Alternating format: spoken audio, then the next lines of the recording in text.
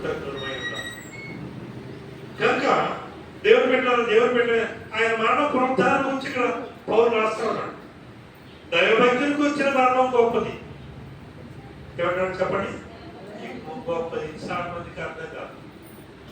భక్తి అంటే కానుకలు ఇస్తే సరిపోతుంది అనుకున్నాను, గుడికి వెళ్తే సరిపోతుంది అనుకున్నాను. కాదు.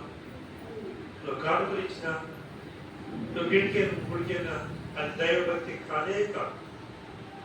దైవభక్తి అనేటువంటిది కృతజ్ఞులమై ఉండుట. ఆయన కార్చిన రక్తము మనం ఎప్పుడు జ్ఞాపకం చేసుకుని మనం ఆయన కృతజ్ఞతాస్తుతులు చెల్లించాలి. రక్తంలో కడగబడాలి. యేసు రక్తాన్ని కోరుకోవాలి. యేసు రక్తాన్ని కోరుకోవాలి. ఎందుకంటే ఆయన రక్తంలో జీవం ఉంది. ఆయన రక్తం ద్వారా మనకు పాప క్షమాపణ కలిగింది, విమోచన విడుదల కలిగింది.